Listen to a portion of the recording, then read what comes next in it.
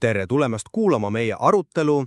Täna süveneme kullaturu mõneti ootamatusse käitumisesse, vastuseks siis värsketele ja üllatavalt tugevatele USA tootmisandmetele.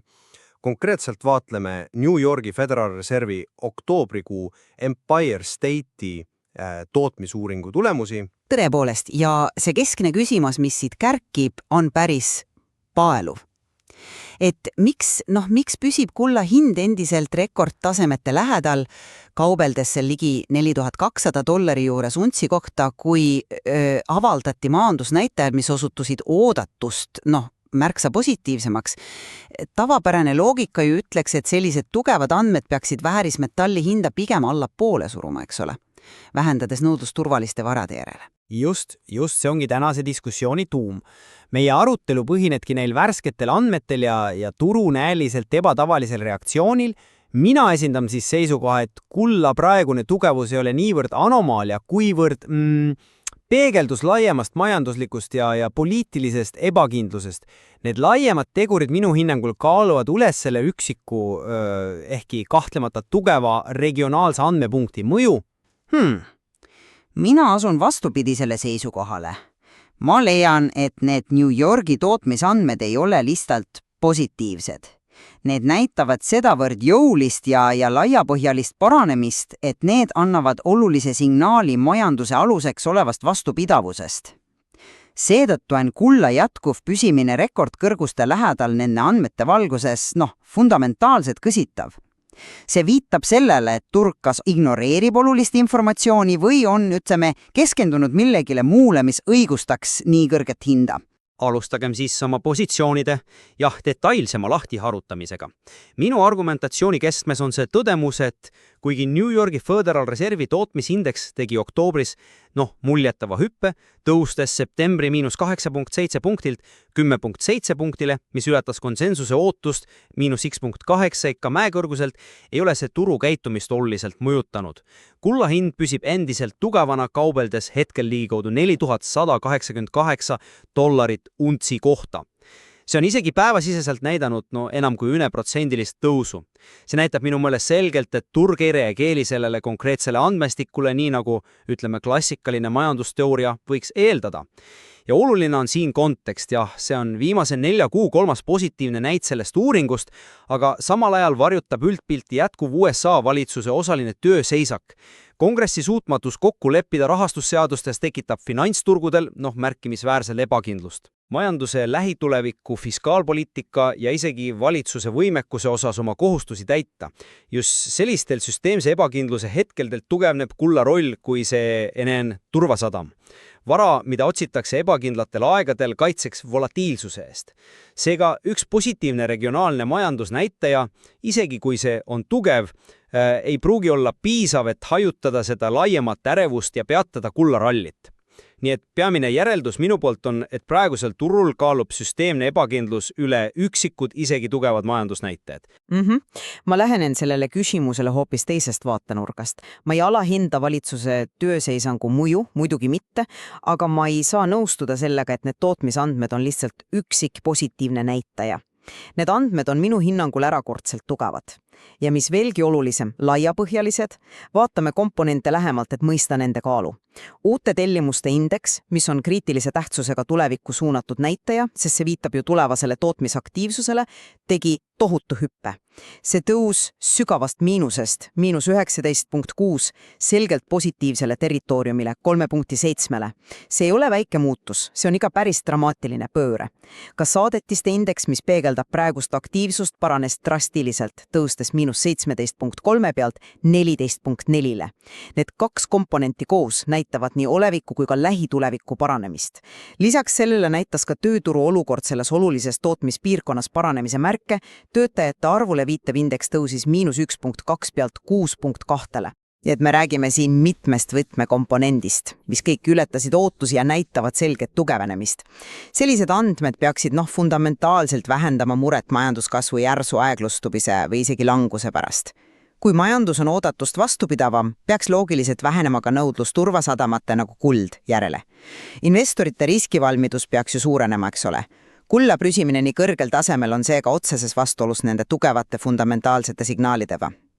Minu võtmetähelepanek on see, et turg ignoreerib muljetavalt tugevaid fundamentaalseid andmeid, mis seab kahtluse alla selle efektiivsuse või vähemalt signaalide tõlgendamise praeguses keskkonnas. Ma mõistan su argumenti andmete tugevuse ja laiuse kohta jah, aga kuidas sa siis täpsemalt selgitad seda mehhanismi, mille kaudu see laiem ebakindlus, mida ma kirjeldasin, nullib täielikult nii tugeva ja laiapõhilise positiivse signaali mõju kulla hinnale? See ei ole ju lihtsalt abstraktne ebakindlus. Valitsuse tööseisak tähendab reaalset viivitust oluliste majandusaruante avaldamisel, tekitad küsimusi tulevaste riiklike investeeringute ja kulutuste kohta, võib mõjutada tarbijate ja ettevõtte kindlustunnet ja tekitab närvilisust võlakirjad turgudel. Kas pole siis loogiline, et sellises olukorras eelistavad investorid hoida osa oma portfellist varas, mis on ajalooliselt säilitanud väärtust just siis, kui usaldus traditsiooniliste süsteemide vastu väheneb? See regionaalne tootmisnäitaja olgugi tugev, see ei pruugi lihtsalt olla piisav, et seda süsteemset muret leevendada. See on natuke nagu üks päikesekiir tormisel merele. See on olemas, aga see ei muuda üldist pilti. Sa tõid välja olulised riskid seoses tööseisakuga. Aga kas sa ei arva, et turg peaks olema võimeline eristama, lühiajalist poliitikast müra ja pikaajalisemaid majandustrende? Empire State'i uuringu komponendid, eriti need uued tellimused, viitavad just pikemale perspektiivile. Kas ratsionaalne turg ei peaks vaatama kaugemale praegusest poliitilisest ummikuseisust ja hindama majanduse tegelikku aluseks olevat tugevust? Kui me näeme nii selget pööret paremuse poole tootmissektoris, kas see ei peaks vähemalt mingil määral vähendama hirme sügava majanduslanguse ees, mis on üks peamisi argumente kulla kui turvasadama ostmiseks? Küsimus on selles, kas turg alahindab neid andmeid või on fookus nihkunud nii tugevalt riskidele, et positiivsed uudised lihtsalt ei võeta enam arvesse. See viimane variant tekitab minus küll küsimusi turu efektiivsuse kohta. Ma ei ütleks, et turg neid andmeid tingimata alahindab. Pigem kaalub neid teiste potentsiaalselt palju suurema mõjuga riskide taustal. Küsimus ei ole ainult praeguses tööseisaku pikkuses, vaid selles, mida see signaliseerib USA poliitilise süsteemi võimekuse kohta lahendada fundamentaalsemaid probleeme, nagu kasvav riigivõlg ja tulevased eelarve puudujäägid. Need on pikaajalised riskid, mis võivad õigustada strateegilist positsiooni kullas. Lisaks, kas me saame olla kindlad, et see New Yorgi piirkonna tugevus kandub üle kogu USA majandusele? Teised regionaalsed uuringud või hilisemad üleriigilised andmed ei pruugi ju sama pilki kinnitada. Turg võib olla lihtsalt ettevaatlik ja oodata rohkem kinnitust, enne kui muudab oma üldist riskihinnandut. Seega andmede eiramine ei pruugi olla irratsionaalne, vaid pigem prudentne riskijuhtimine praeguses ebakindlas keskkonnas. Huvitaval kombel sisaldab see sama Empire State'i aruanne ka ühte elementi, mis võiks justkui kulla kõrge hinda õigustada ja see lisab pildile veel ühe kihi keerukust. Nimelt tõusis uuringus makstud hindade index Prices Paid index märgatavalt 46.1 punktist 52.4 punktile. See on üsna tugev näitaja ja viitab kasvavale inflatsioonisurvele tootmissektoris selles piirkonnas. Kuna kulda peatakse traditsionaalselt inflatsiooni kaitsevahendiks investeeringuks, mille väärtus peaks tõusma või vähemalt säilima siis, kui üldine hinnatase kasvab, siis ka see komponent ei või olla üks peamisi põhjuseid, miks kulla hind püsib kõrgel, isegi kui majandustegevus näitab paranemist. Võib-olla turg keskendubki just sellele inflatsioonissignaalile kartes, et tugevam kasv toob kaasa ka kõrgema inflatsiooni. See võiks seletada, miks tugevad kasvuandmed ei survesta kulda allapoole. Ja see on terane tähelepanek, jah. Ja inflatsiooni komponent on kindlasti üks pusletukk siin. Kasvav inflatsiooni surve võib tõepoolest suurendada nõudlust kulla järele. Samas, kas see hinnatõusu signaal ühest regionaalsest uuringust on piisavalt tugev ja veenev, et õigustada kulla püsimist nii rekordi lähedasel tasemel? On oluline küsida, kas see peegeldab laiemat ja püsivat inflatsioonitrendi või on see pigem märk suurenenud tootmistegevusega kaasnevatest sisendkulude tõusust just selles konkreetses sektoris ja piirkonnas. Tugevam majandustegevus, mida need samad andmed ju näitavad, peaks tavaliselt viima ootusteni karmimast rahapoliitikast kõrgematest intressimääradest, mis omakorda peaks kulda kui intressi mitte kandvat vara muutma vähem atraktiivseks. Nii et meil on siin potentsiaalne vastuolu. Tugevam kasv negatiivne kullale versus võimalik inflatsioonisurve positiivne kullale. Küsimus on, kumb neist kaalub rohkem? Minu arvates peaks tugeva majanduskasv, kui see osutub püsivaks, lõpuks ikkagi vähendama kulla kui turvasadama atraktiivsust, isegi kui sellega kaasneb mõõdukas inflatsioon. Tugev majandus pakub lihtsalt paremaid tootlusvõimalusi teistes varaklassides. Just siin me jõuamegi turu reaktsiooni loogika või selle näilise puudumise juurde. Kui me paneme kokku pildi, väga tugevad kasvuandmed, mis peaksid kulda survestama, mõningane inflatsioonisignaal, mis võiks kulda toetada ja laiem poliitiline ebakindlus, mis samuti toetab kulda, siis kulla võimetus reageerida negatiivselt just nendele erakordselt tugevatele kasvuandudele näitab minu jaoks, et turul domineerivad hetkel selgelt need teised tegurid. Ja need ei pruugi olla ainult USA-sisesed. Me pole veel rääkinud globaalsetest geopoliitilistest pingetest, mis võivad samuti nõudlust kulla järele suurendada. Või ootused keskpankade tulevasele poliitikale, võib-olla turg juba hindab sisse tulevasi intressimäärade langetusi, isegi kui praegused andmed seda otseselt ei toeta, või ongi see USA valitsuse fiskaalolukord ja poliitiline ebastabiilsus nii suur murekoht, et see varjutab kõik muu. Tundub, et turg on klammerdunud nende suuremate, võib-olla ka ähmasemate narratiivide külge ja ignoreerib konkreetseid kvantitatiivseid andmeid, mis räägivad teist keelt. See lõhe on, see on märkimisväärne. Ma nõustun, et turu fookus on hetkel laiematel narratiividel, aga ma ei nimetaks seda ilmtingimata ebaloogiliseks. Turg on oma olemuselt tulevikku vaatav ja diskonteerimismehhanism. Kui investorid näevad horisondil potentsiaalseid suuri riske, olgu need siis seotud USA fiskaalpoliitika, geopoliitika või võimuliku globaalse majanduskasvu aeglustumisega, siis on ratsionaalne olla ettevaatlik ja hoida turvavarasid. Need New Yorgi tootmisandmed, nii positiivsed kui nad ka pole, kirjeldavad olukorda oktoobris ühes konkreetses USA piirkonnas. Kulla hindaga peegeldab globaalset riskitunnetust ja ootusi kuudeks või isegi aastateks ette.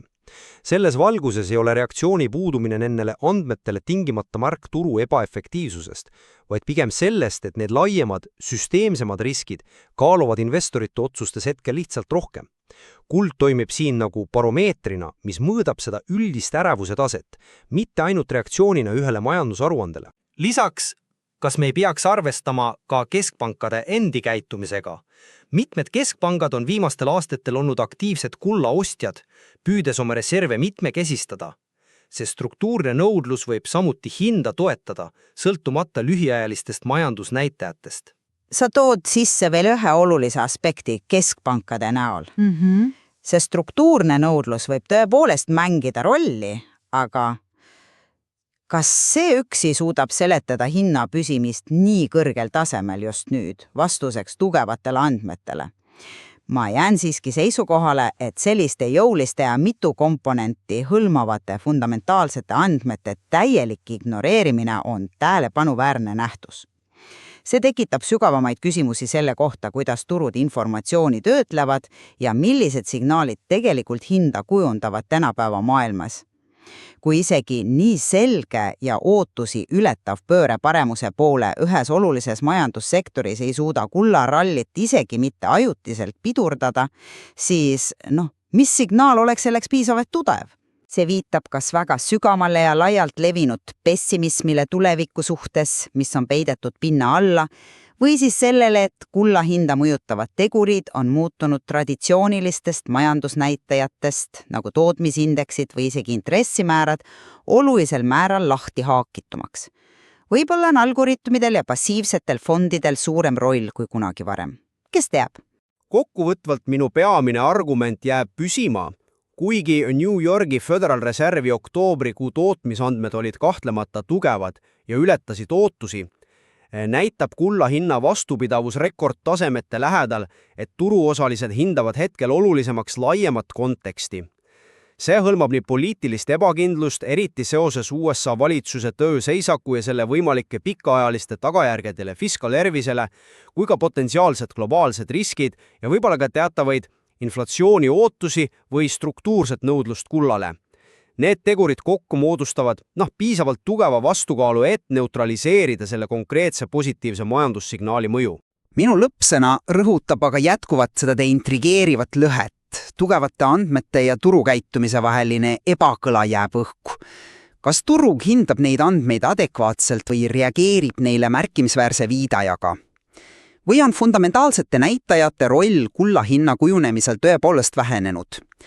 Märkimisväärne paranemine nii uutes tellimustes, saadetistes kui ka tööhõives peaks loogiliselt vähendama tajutavat majanduslanguse riski ja seeläbi ka kulla kui turvasadama atraktiivsust.